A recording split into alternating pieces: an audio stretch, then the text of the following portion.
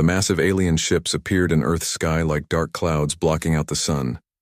Admiral Zextar stood on the bridge of his flagship, watching the blue planet slowly rotate below. His forearms moved across the control panels with practice. Karsten behind him, dozens of officers from different alien species worked at their stations. The hegemony fleet was the largest force ever assembled, stretching across space for millions of miles. "Another primitive world," muttered Commander Velk, his reptilian head shaking in disappointment. "Look at them down there. Still burning fossil fuels, still fighting each other over pieces of dirt." Zextar's large black eyes studied the planet. Below, Earth looked peaceful from space. White clouds swirled over blue oceans. Green and brown continents showed no signs of the advanced cities that covered most civilized worlds. No orbital platforms, no defense grids, no massive space elevators reaching toward the stars. Just a simple world spinning quietly in the void. "Sir, we're receiving multiple communication attempts from the surface," reported the communications officer. "They're using primitive radio waves, some kind of audio-visual transmission." "Display it," Zextar ordered. The main screen flickered to life. A human woman in a dark suit sat behind a wooden desk. Words scrolled across the bottom of the screen in several Earth languages. The translator quickly converted her speech into standard hegemony language. "My fellow citizens of Earth," the woman was saying, "we are not alone in the universe. Alien vessels have appeared in our skies. We do not yet know their intentions, but we will not panic. We will not surrender our world without understanding what we face." Zextar almost laughed. The human spoke as if she had a choice in the matter, as if her species could somehow resist the combined might of 3,000 star systems. The Admiral had seen this same false bravery on dozens of worlds. It always ended the same way. "Prepare the standard ultimatum broadcast," he told his communications officer. "All frequencies. Make sure every primitive device on that planet receives our message." The hegemony had perfected this process over hundreds of years. First came the demonstration of overwhelming force, then the ultimatum. Finally, either peaceful, surrender, or complete destruction. Most species chose surrender after seeing what happened to those who refused. Within minutes, every television, radio, computer, and communication device on Earth began broadcasting the same message. Zextar's image appeared on screens across the planet. His voice, automatically translated into hundreds of Earth languages, spoke with calm authority. "Primitive inhabitants of the third planet, I am Admiral Zextar of the Hegemony Combined Fleet. Your world now falls under our protection and rule. You have 72 Earth hours to surrender all military forces and governmental control. Resistance will result in the complete sterilization of your planet. Choose wisely." The message repeated every hour. Zextar expected the usual response. Panic in the streets, desperate attempts to negotiate, political leaders arguing among themselves, before finally accepting the inevitable. He had seen it all before, but something felt different this time. "Sir," called the intelligence officer, "we're intercepting thousands of military communications from the surface. They're not discussing surrender terms." "What are they discussing?" Zextar asked. "Defensive positions, weapons distribution, evacuation of civilians from major cities. And, sir, they're moving their military assets, spreading them out, hiding them." Zextar frowned. "Hiding them? From us? Don't they understand that we can see everything from orbit?" "That's just it, sir. They seem to know we can track their major installations, so they're breaking everything into smaller pieces, making it harder for us to target them all at once." The Admiral studied the tactical display showing Earth's surface. Bright dots marked known military bases, government buildings, and communication centers. But as he watched, many of the dots began moving, spreading apart, disappearing into forests, and mountains and underground facilities. "Interesting," he murmured. "Show me their leaders. How are they responding to our ultimatum?" The screen changed to show various human officials. Most looked frightened as expected, but others showed something Zextar had rarely seen on other worlds. They looked angry, determined. A few even looked excited as if they welcomed the coming fight. One broadcast caught his attention. A human male in military uniform stood before a crowd of soldiers. His words made the admiral's scales tingle with unease. "They think we'll surrender because their ships are bigger," the human general was saying. "They think we'll bow down because they have better weapons. But they don't understand something about humans. We've been fighting each other for thousands of years. We know how to fight. We know how to die. And we know how to make our enemies pay for every inch of ground." The soldiers cheered. Not the desperate cheer of people trying to convince themselves they had hope. The eager cheer of warriors ready for battle. "Sir," the intelligence officer called again, "you need to see this. We've been analyzing their historical data. This species, they've never really stopped fighting. In the last 100 of their years alone, they've had 2 global wars, dozens of smaller wars, and countless smaller conflicts." "That's not unusual for primitive species," Zextar replied. "Most worlds go through a violent phase before they develop space travel. This is different, sir. They didn't grow out of their violent phase, they just got better at it. Look at this data." Charts and numbers filled the screen. Zextar studied them with growing concern. Humans had developed thousands of different ways to kill each other. Explosives, chemical weapons, biological weapons, nuclear weapons. They had built weapons capable of destroying their entire planet, then built more weapons to defend against those weapons. They created something called nuclear warfare. The intelligence officer continued. Weapons that could destroy entire cities. Most species stop fighting after they develop such power. These humans built thousands of them.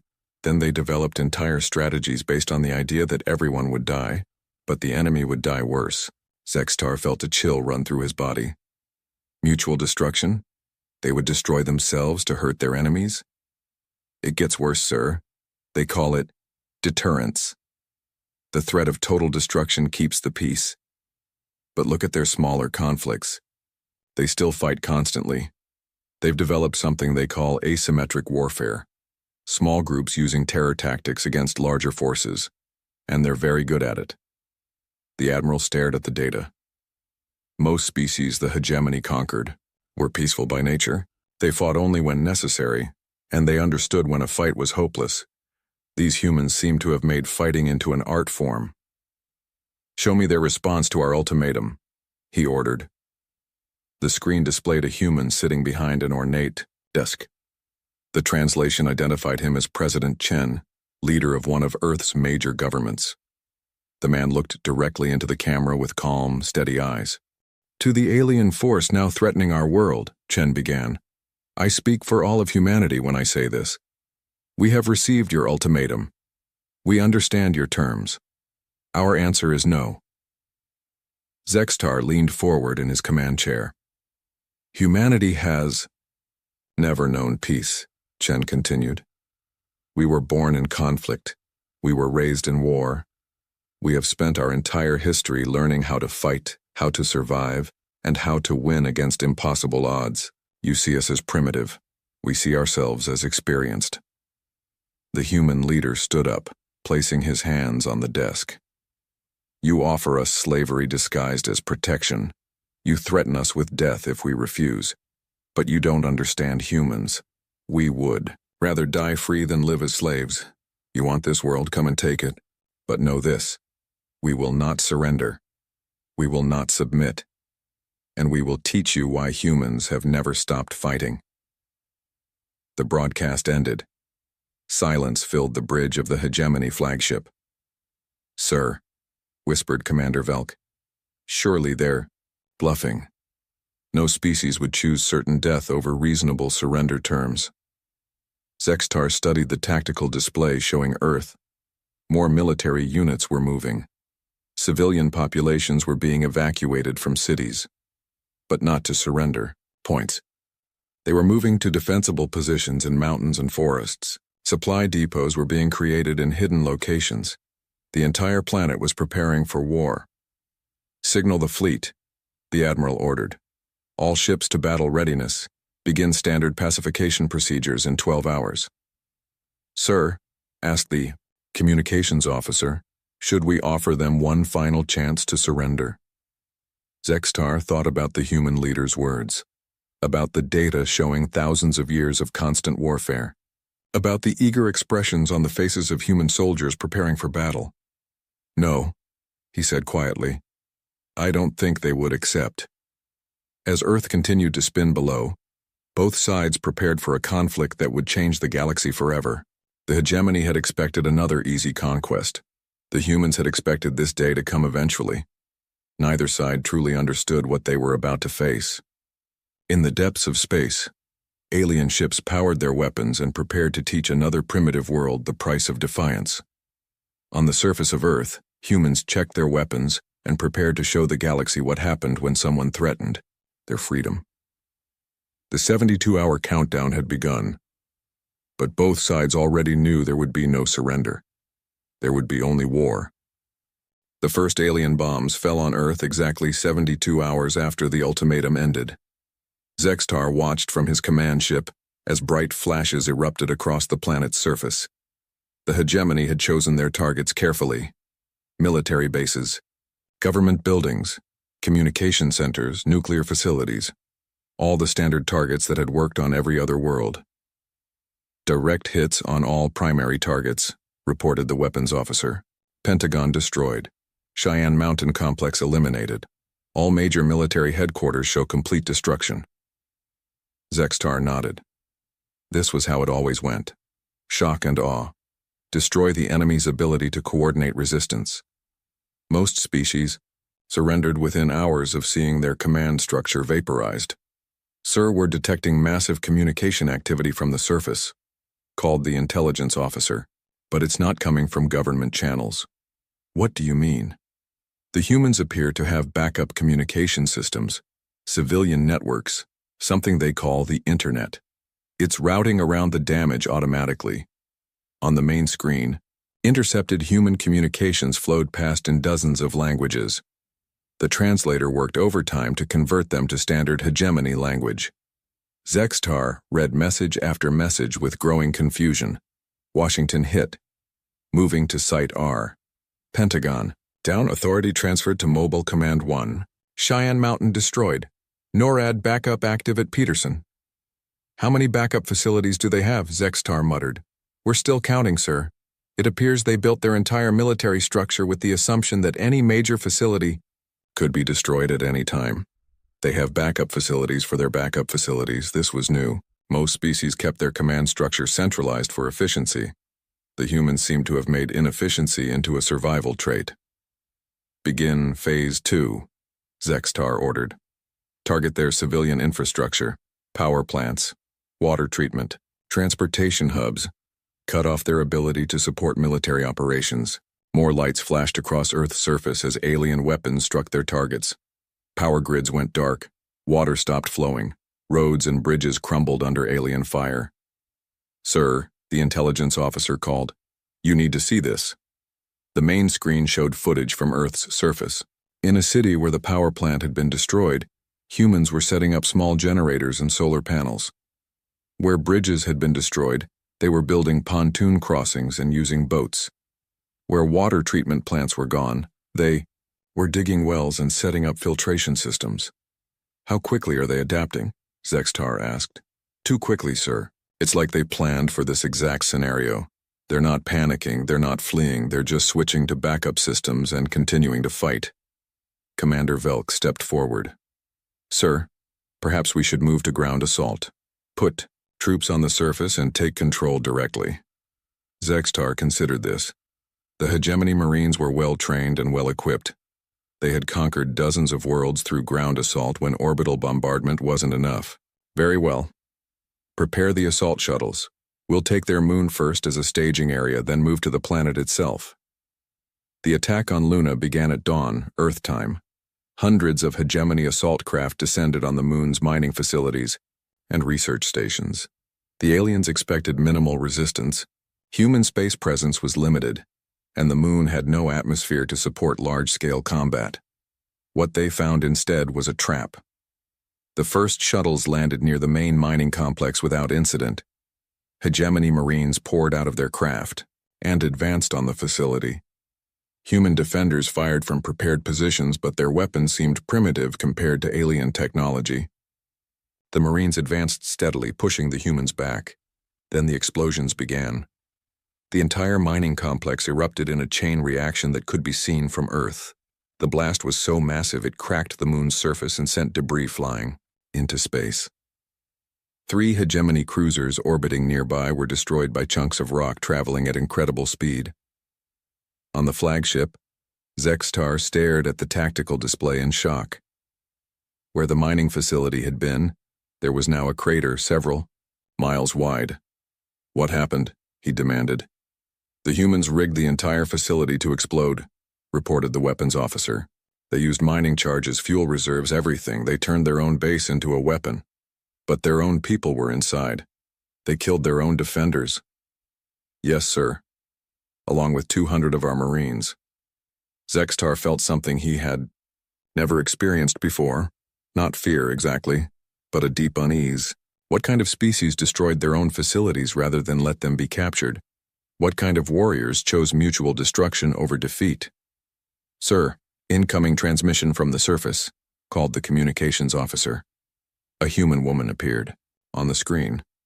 She wore a military uniform and spoke with calm authority despite the explosions visible behind her. "Unknown alien commander," she said. "This is General Martinez of the Earth Defense Force. I wanted to make sure you understood what just happened on Luna. We didn't fight you there to win. We fought you there to teach you a lesson." Zextar found his voice. "What lesson?" "That humans don't surrender territory. We destroy it first. Every facility you want to capture, we can turn into a weapon. Every position you want to take, we can make too expensive to hold. You wanted Luna? You can have the crater." The transmission ended. Zextar stared at the empty screen, trying to process what he had just heard. "Sir," called another officer, "we're detecting movement near the crash sites of our destroyed ships on Luna." "What kind of movement?" "Human salvage teams. They're already collecting wreckage." "Our wreckage." Within hours, intercepted human communications revealed the truth. Human engineers were studying alien technology from the crashed ships. Not just studying it, but understanding it, adapting it, improving it. "Sir, you need to see this," the intelligence officer reported. "We're detecting energy signatures from the surface that match our plasma weapons, but the power output is different." "Different how?" "Higher, sir. Significantly higher. They've taken our weapons and made them more powerful." Zextar felt that cold sensation again. How is that possible? They've only had the wreckage for 12 hours. "We don't know, sir. But they're mounting the modified weapons on their military vehicles. And, sir, they're mounting them wrong." "Wrong." "According to our design specifications, yes, but their modifications seem to be working. Better than working. They're getting results our own engineers said were impossible." On the main screen, satellite footage showed human tanks firing bright blue plasma bolts at attacking alien shuttles. The modified weapons tore through alien armor like paper. Ships that had seemed invincible hours before were now burning wreckage, scattered across Earth's surface.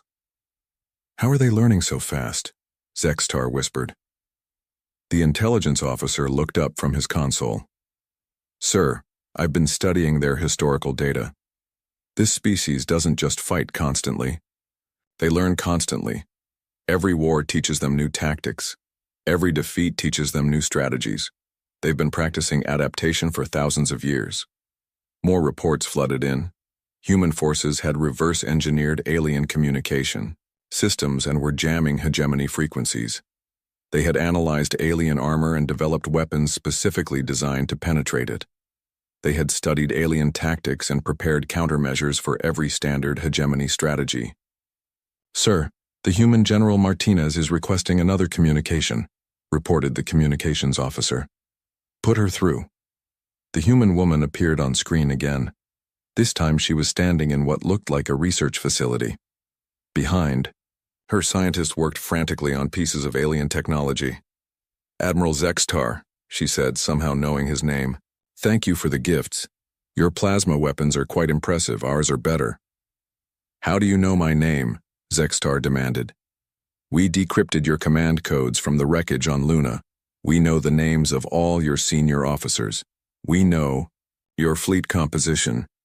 We know your standard tactics. Your people are very good at building databases. They're not very good at protecting them. Zextar's blood ran cold.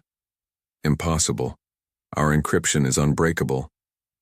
By your standards, yes, but you've never fought humans before.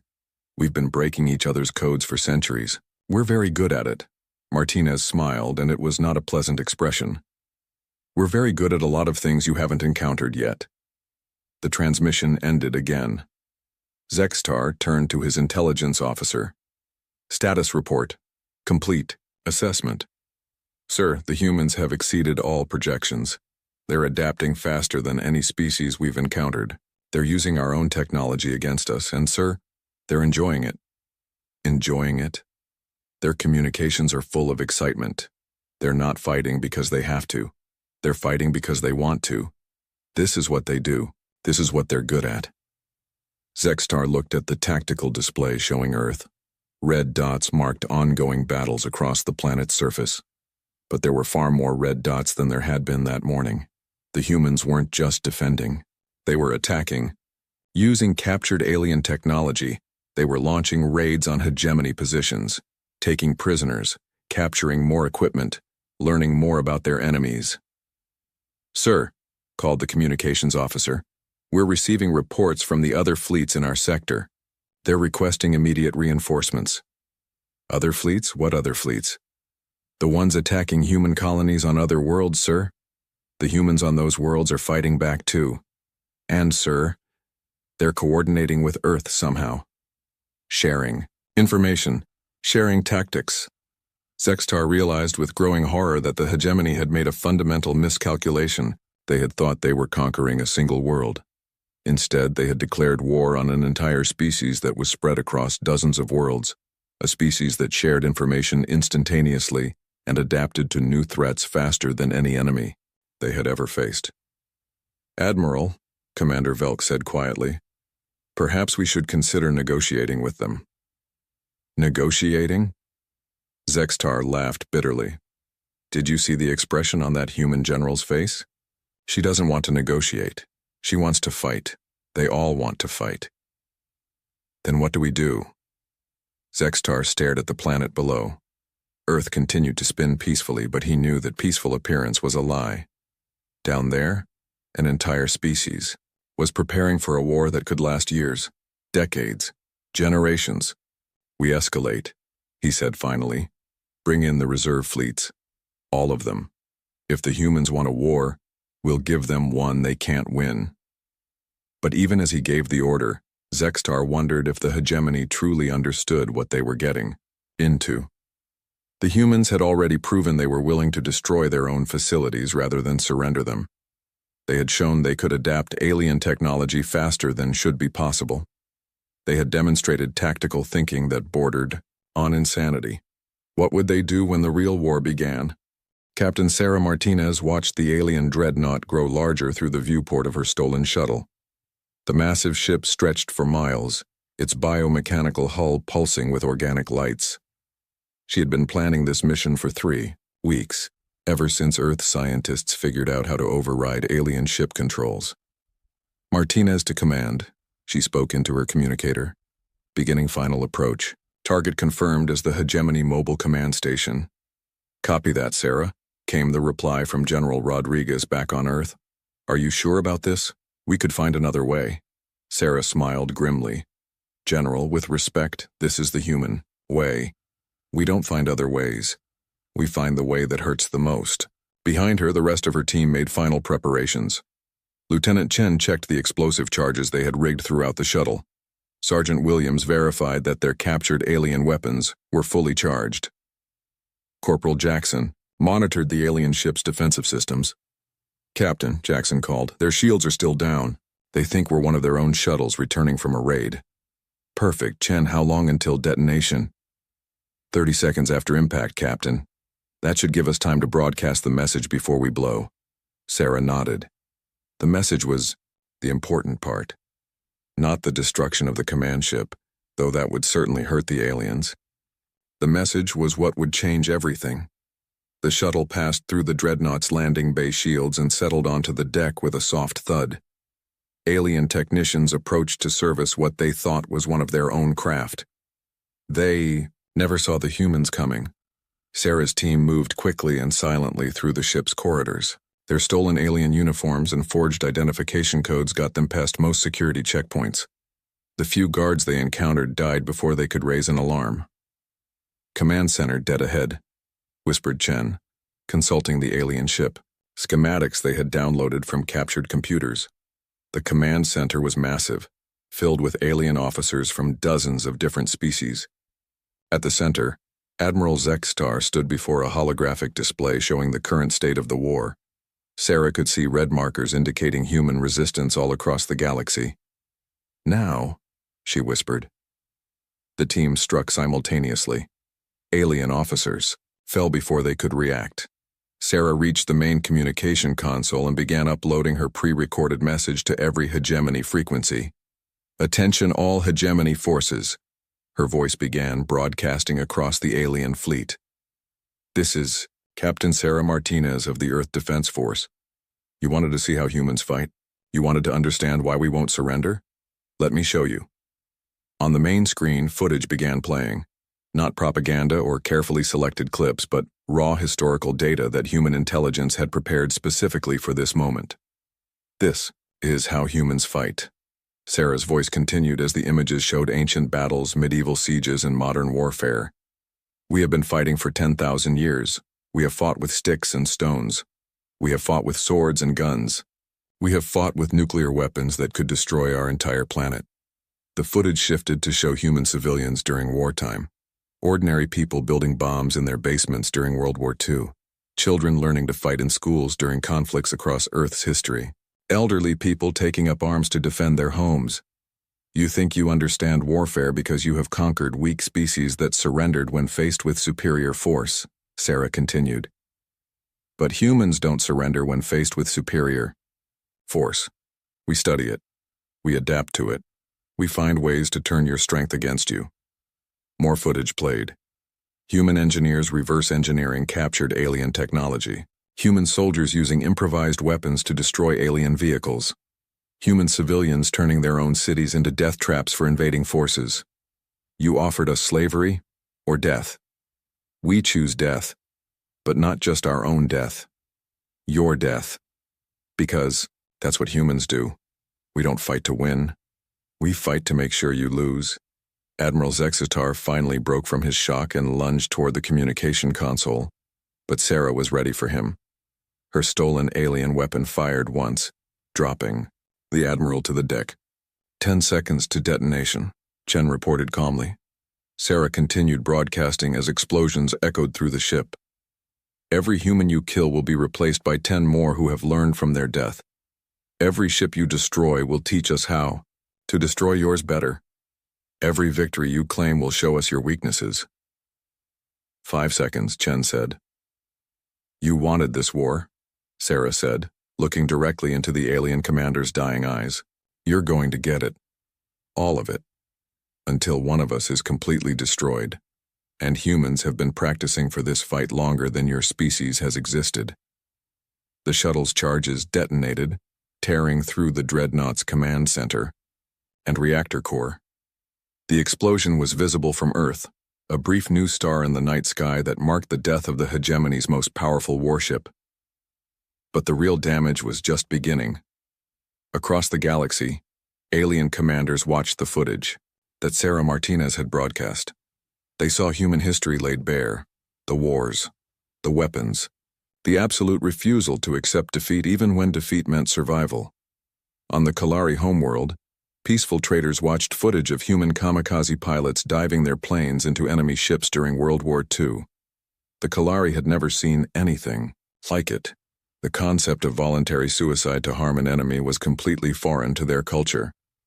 "These humans," whispered Kalari Trade Minister Vest to his aide, "they are insane."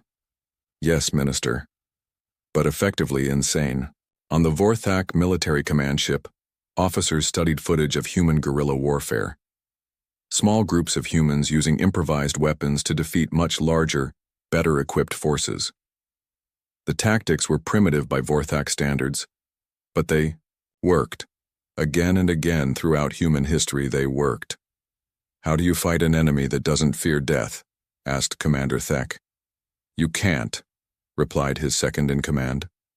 "You can only try to kill them all before they kill you." And if you can't kill them all? The question hung in the air without an answer. On Earth, the effect of Martinez's broadcast was immediate. Human resistance groups that had been fighting independently suddenly coordinated their efforts. The message hadn't just been for alien eyes.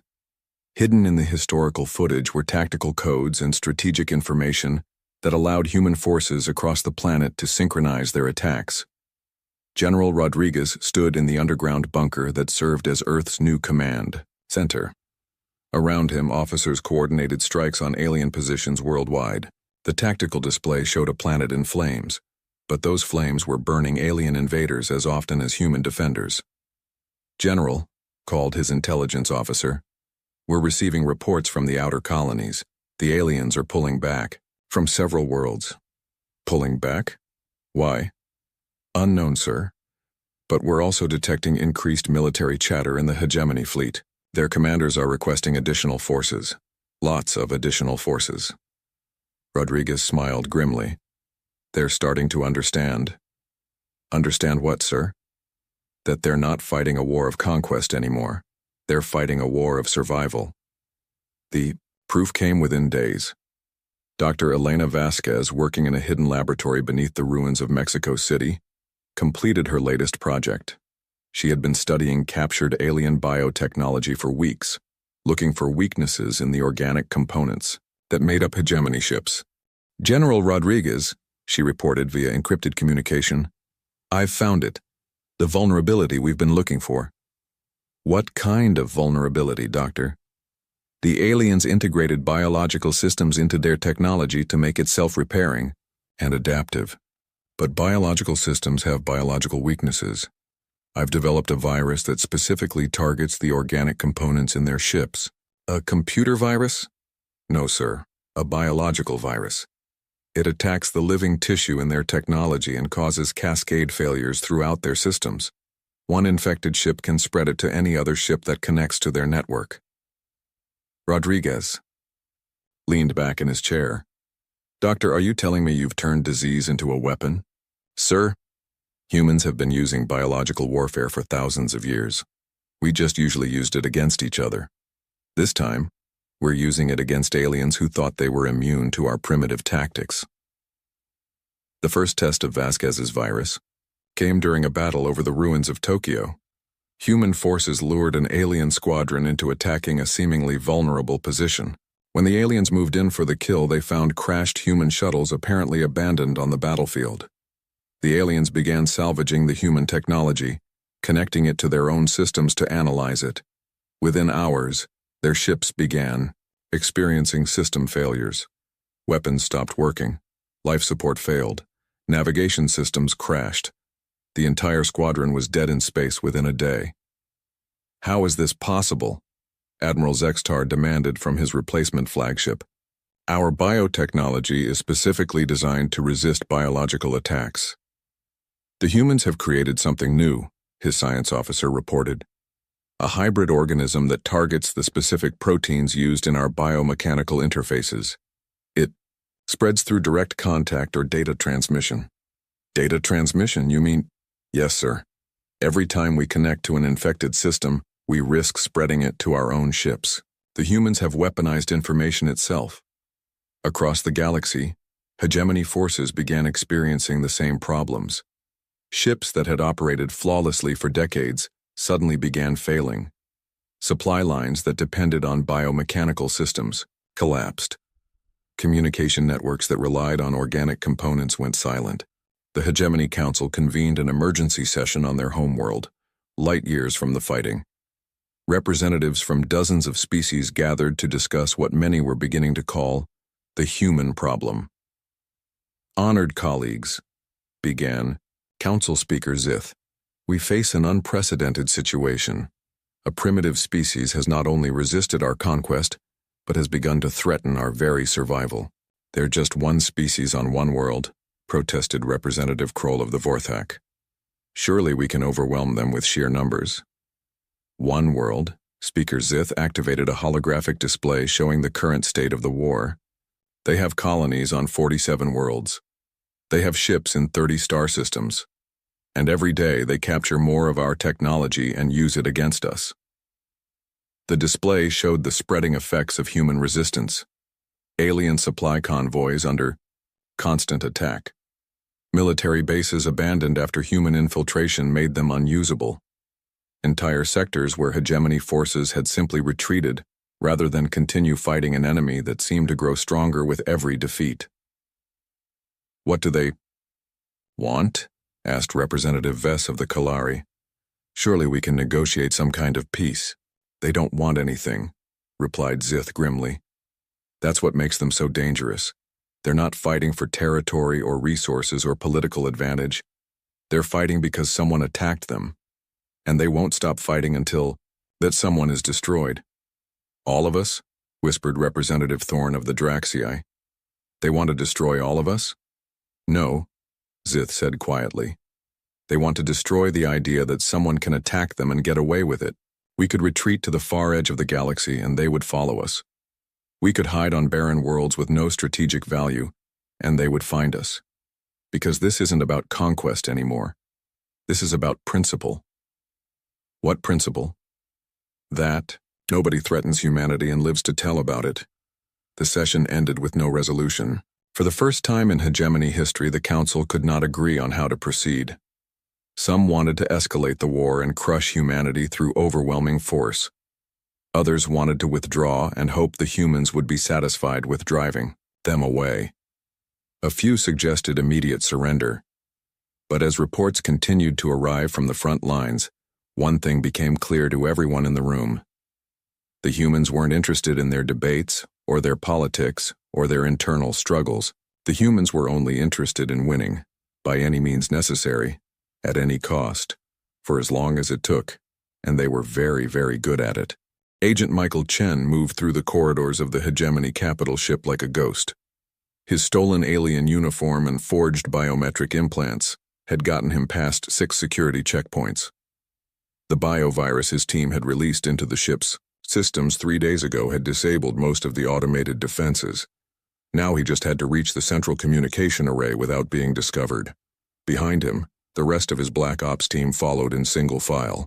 They had trained for this mission and captured alien simulators for 2 months. Every corridor memorized. Every security protocol understood. Every possible escape route planned and rehearsed. Target is 50 meters ahead, whispered Sergeant Kim through their encrypted communication system. 2 guards at the entrance. Chen nodded and signaled for his team to stop. The guards were Vorthak, 7 feet tall with natural armor and enhanced reflexes, but Chen had fought Vorthak before. They were strong and fast, but they thought in straight lines. Humans didn't. Kim, Jackson, take the flanking positions. Williams, you're with me on the direct approach. Go. The guards died without making a sound. Chen's team dragged the bodies into a storage compartment and sealed the door. Then they entered the communication center, the heart of the hegemony's galaxy-wide information network. How long do we have? Chen asked their tech specialist. Maybe 20 minutes before they discover the guards are missing, replied Corporal Davis. But I need at least 30 to upload everything. Then we make our own time. Kim, seal that door. Jackson, watch the other entrance. Williams, help Davis with the upload. Chen activated his personal communicator and sent a coded message back to Earth. Package delivery in progress. Expecting visitors soon. The reply came immediately from General Rodriguez. Understood. Give them our regards. What Chen was about to upload would change the war forever. Not tactical information or stolen technology, but something far more valuable. Truth. Raw, unfiltered documentation of human history and human nature, delivered directly to every alien in the hegemony. Upload at 60%, Davis reported. Sir, they're going to try to cut the transmission. Let them try. We've got redundant connections through 17 different relay stations.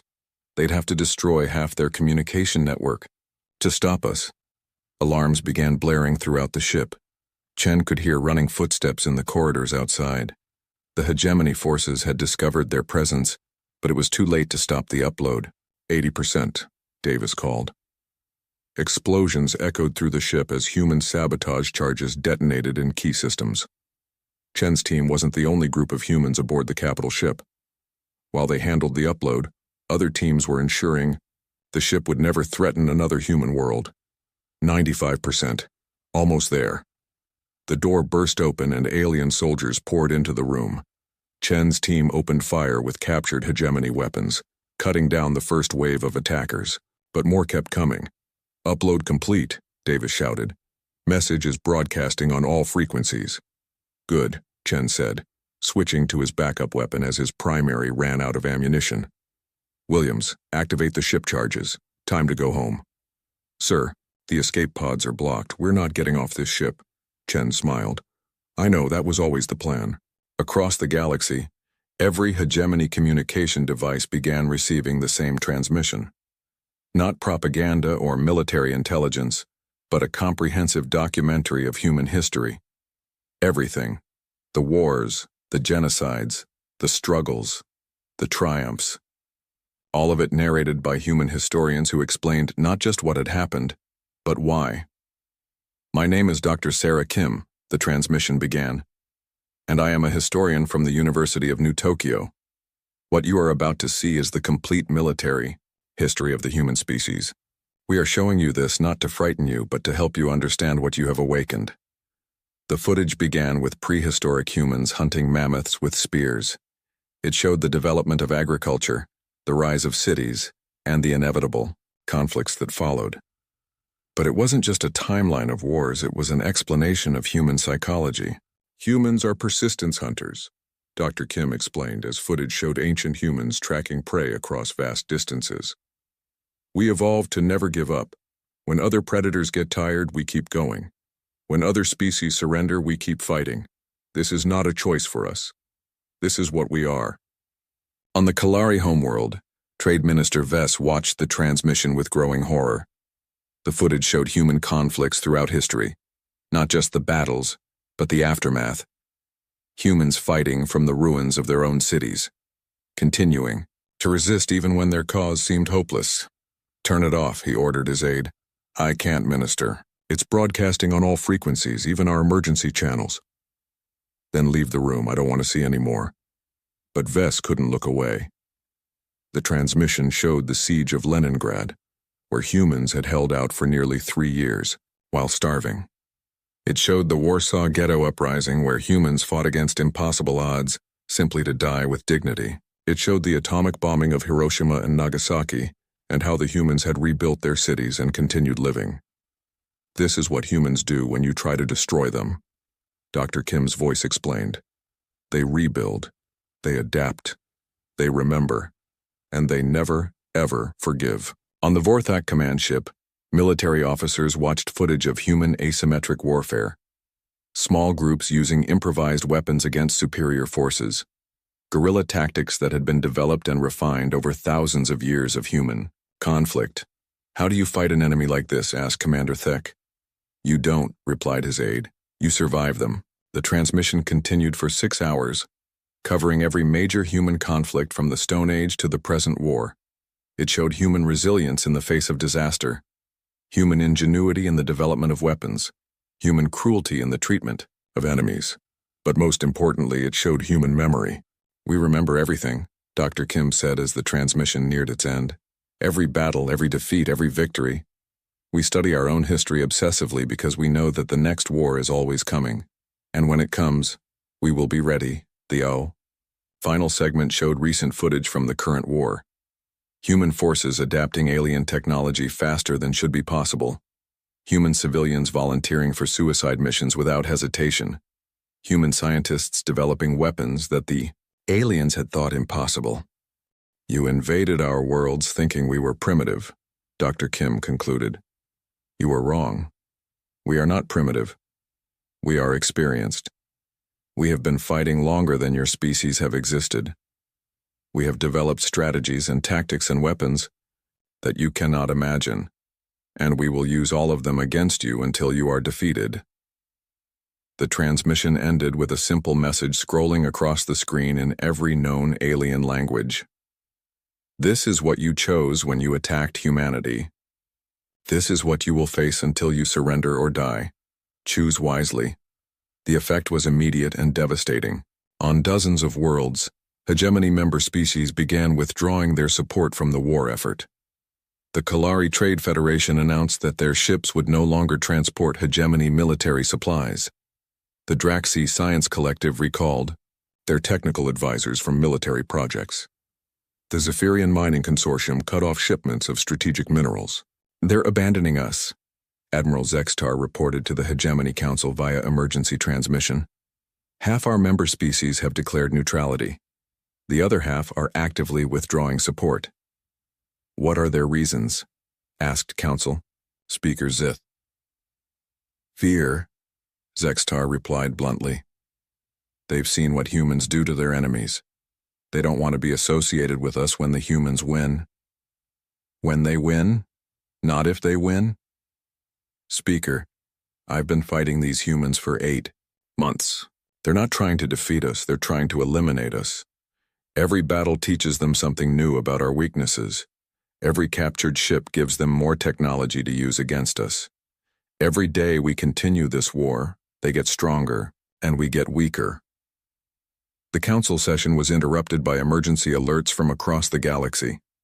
Human forces had launched coordinated strikes on hegemony supply lines, using information gathered from the captured capital ship. Entire fleets were cut off from support. Military bases found themselves surrounded by human forces that seemed to have appeared from nowhere. How many ships do they have? Demanded Representative Kroll. That's the problem, Zextar replied. We don't know. They're building new ships using our own technology, ships that are better than ours, faster, more powerful, more efficient. That's impossible. They've only had our technology for a few months. Representative, in those few months they've improved our weapons by 30%. They've increased our ship speeds by 20%. They've developed countermeasures for every defensive system we have. They're not just learning from our technology, they're making it better. On Earth, the effect of the transmission was different but equally dramatic. Human resistance groups that had been fighting independently suddenly found themselves part of a coordinated global effort. The message hadn't just been for alien consumption. Hidden in the historical data were current tactical codes and strategic information that allowed human forces worldwide to synchronize their efforts. General Rodriguez stood in the rebuilt command center, watching tactical displays that showed human victories across the planet. The aliens were still fighting, but they were fighting defensively now, trying to hold positions rather than advance, trying to survive rather than conquer. General, called his intelligence officer, we're receiving a transmission from the Kalari Trade Federation. Put it through. The alien trade minister appeared on the screen, his expression one of barely controlled panic. General Rodriguez, Vess began. The Kalari Federation wishes to discuss terms for our withdrawal from this conflict. Withdrawal? Rodriguez smiled coldly. Minister, you should have thought about withdrawal before you helped them attack us. But we're not a military species. We only provided logistical support. You provided aid to our enemies. That makes you our enemy. Please, we can offer compensation, trade agreements, technology transfers, anything you want. Rodriguez leaned forward. Minister, let me make something clear. Humanity doesn't want your compensation. We don't want your trade agreements. We don't want your technology. We want you to understand that attacking humanity has consequences. What consequences? You'll find out. But I'll give you a hint. Remember what happened to every human enemy throughout our history. Remember how we treated those who attacked us. Then ask yourself, what makes you think you'll be treated any differently? The transmission ended, leaving Minister Vess staring at a blank screen. Around the galaxy, similar conversations were taking place as hegemony allies desperately tried to distance themselves from a war they now realized they could not win. But it was too late for negotiations, too late for withdrawal, Too late for anything except the inevitable conclusion that humanity had been building toward since the first alien bomb fell on Earth. The humans had shown the galaxy exactly what they were capable of. Now they were going to prove it. The war ended not with a bang, but with a whimper. Admiral Zextar stood on the bridge of his flagship, watching the last hegemony transport ships jump to hyperspace. They were fleeing. All of them. After 18 months of fighting, the combined military might of 3,000 star systems was running away from a single species that had barely achieved interstellar travel when the war began. "Sir," called his communications officer, "we're receiving a transmission from the human fleet." Zextar almost laughed. Human fleet. 18 months ago, the humans had possessed exactly 12 ships capable of interstellar travel. Now they commanded a force of over 300 vessels, most of them built using improved versions of hegemony technology. "Put it through," he ordered. General Rodriguez appeared on the main screen, speaking from the bridge of the human flagship, Indomitable. The ship had been constructed from the hulks of destroyed hegemony vessels, but human engineers had modified it beyond recognition. It was faster, more powerful, and more heavily armed than any ship in the original hegemony fleet. "Admiral Zextar," Rodriguez said with what might have been respect, "I'm told you're the last hegemony commander still in the system." "I am," Zextar replied. "My orders are to ensure the complete evacuation of all hegemony forces." "And then?" "Then I am to return to the Council homeworld and report on the failure of this campaign." Rodriguez nodded. "Admiral, before you go, I want to give you something, a message to take back to your leaders." "I'm listening." "Tell them this war didn't have to happen. We didn't want to fight you. We would have been perfectly happy to live in peace with the galaxy. But you attacked us.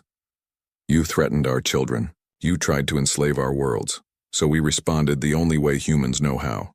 By fighting. By winning." Rodriguez leaned forward in his command chair. "Admiral, do you understand what just happened here? Your people commanded the most powerful military force in galactic history. You had ships, weapons, and technology that we couldn't match. You outnumbered us 1,000 to 1. And you lost." Zextar felt the weight of that truth. "How?" "Because you fought a war of conquest. We fought a war of survival. You fought to expand your territory. We fought to protect our freedom. You fought with the weapons you had. We fought with the weapons we built, stole, improvised, and invented. You fought like civilized beings, following the rules of war. We fought like humans." "What does that mean?" Rodriguez smiled, and it was not a pleasant expression. "It means we fought to win, Admiral, by any means necessary, at any cost, for as long as it took. That's what humans do. That's what we've always done. That's what we'll always do." The transmission paused as Rodriguez consulted something off-screen. When he returned his attention to Zextar, his expression had grown more serious. "Admiral, I'm told that several Hegemony Council members want to negotiate a peace treaty." "Yes. They've authorized me to discuss terms for ending hostilities." "There are no terms, Admiral. The war is over. You lost. But that doesn't mean we're enemies forever. It means you understand now what happens when someone threatens humanity." Zextar considered this. "What happens now? Do you plan to conquer our worlds? Enslave our people?" "No." Rodriguez shook his head. "We're not conquerors, Admiral. We're defenders. We fight to protect what's ours, not to take what's yours. Your worlds are safe from us, as long as you remember the lesson you've learned here. Which is, don't attack humans. Ever. For any reason. Because if you do, we'll destroy you. Not defeat you. Not conquer you. Destroy you. Completely. Permanently. We'll hunt you across the galaxy until every one of your ships is space debris and every one of your worlds is ash." The cold certainty in Rodriguez's voice made Zextar's scales crawl. This wasn't a threat. It was a promise. A statement of fact delivered with the casual confidence of a species that had just proven they could back up their words. However, Rodriguez continued, We're not interested in being the galaxy's tyrants. We have a better idea. 3 months later, the Treaty of Titan was signed in orbit around Saturn. Representatives from every major species in the galaxy gathered to witness the formal end of hostilities and the establishment of a new galactic order. President Chen stood at the podium in the space station's main conference hall, looking out at hundreds of alien diplomats. Some looked relieved, others looked frightened. A few looked curious about what humanity would do with their newfound power. Fellow beings of the galaxy, Chen began, 18 months ago, you tried to conquer us. Today we offer you something better than conquest. We offer you partnership. The alien representatives murmured among themselves. This was not what they had expected from a species that had just won the most devastating war in galactic history. Humanity proposes the establishment of the Galactic Defense Corps, Chen continued. A joint military organization dedicated to protecting smaller species from aggressive expansion by larger powers. We offer our ships, our weapons, and our experience to any species that faces the same threat you once posed to us. Trade Minister Vess of the Kalari leaned forward in his seat. President Chen, what do you want in return? Nothing. Chen replied simply. This is not a transaction. This is a commitment. Humanity believes that all sentient species have the right to exist free from the threat of conquest. We will defend that right. But why? Asked Representative Thorne of the Draxi. You could rule the galaxy now. Take whatever you want from any of us. Why offer protection instead? Chen smiled. Because ruling the galaxy isn't what humans want. We want to be left alone to live our lives in peace. But we've learned that sometimes the only way to ensure peace is to be prepared for war. So we'll be the galaxy's insurance policy against tyranny. The treaty negotiations took weeks, but the final document was surprisingly simple.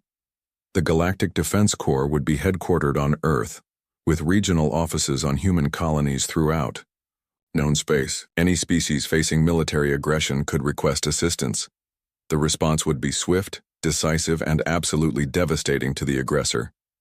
Admiral Zextar, now serving as a military advisor to the new organization, found himself working alongside his former enemies. He had been surprised when humanity offered him a position in the Defense Corps, but General Rodriguez had explained their reasoning. You understand how powerful military forces think, Rodriguez had said. You know, their tactics, their strategies, their weaknesses. Who better to help us defend against them? Now Zextar stood in the Defense Corps Command Center, watching as reports came in from across the galaxy. A small research species called the Valdi had requested protection from aggressive raiders. 2 human ships were already en route to investigate. Admiral, called the duty officer, the Valdi situation is resolved. The raiders surrendered as soon as they identified our ships. Surrendered? Without fighting? Yes, sir. They transmitted a message saying they didn't want any trouble with humans. Zextar almost smiled. Word of human military capability had spread quickly throughout the galaxy. Most aggressive species now avoided any conflict that might draw human attention. Sir, the duty officer continued, we're receiving a request for assistance from the Nexari system. A large military force is demanding tribute from the local government. Send a response team, Zextar ordered, and make sure they understand the rules of engagement. The rules were simple, established by humanity after careful consideration of their own history.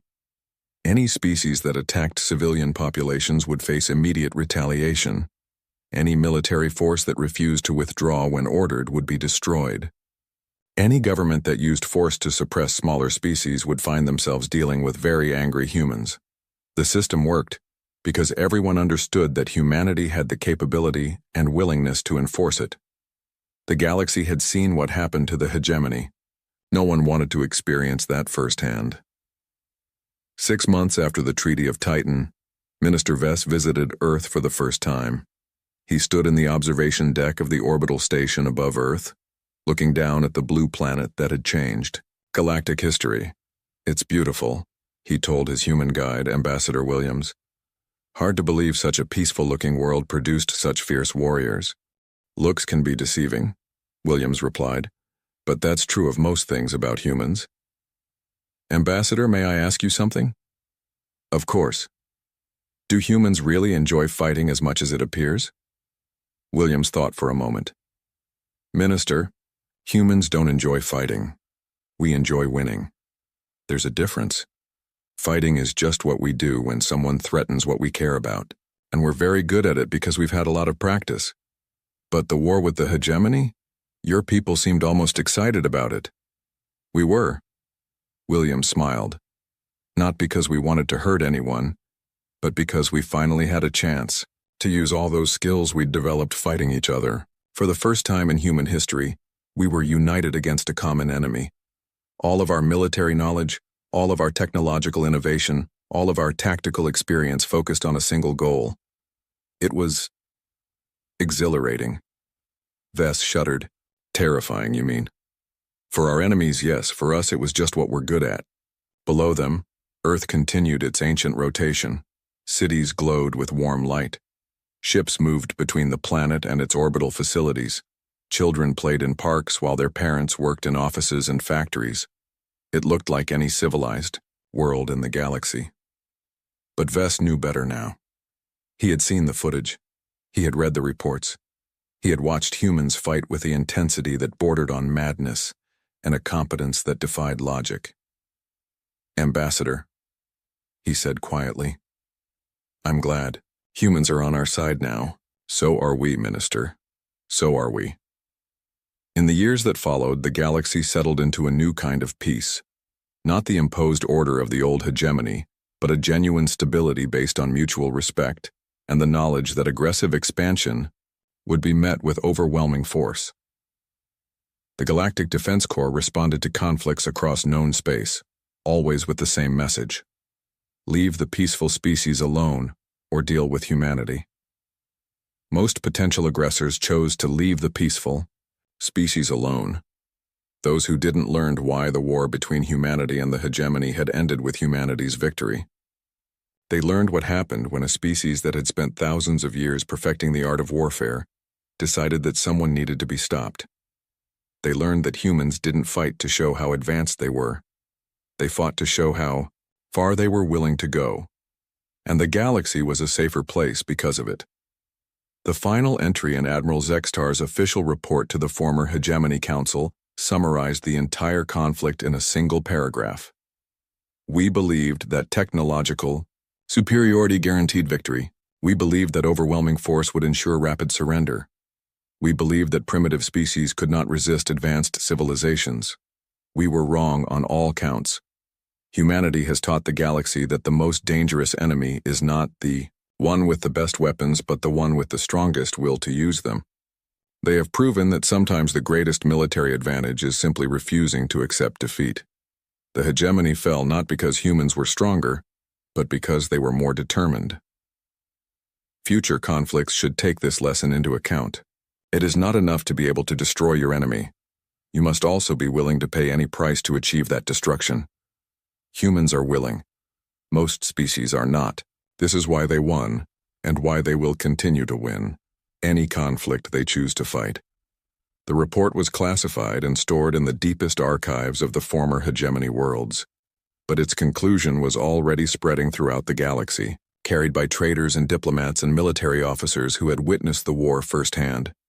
The humans had won not because they were more advanced or more numerous or more powerful. They had won because they were more human than their enemies, were alien. And that, more than any weapon or strategy or technology, had made all the difference.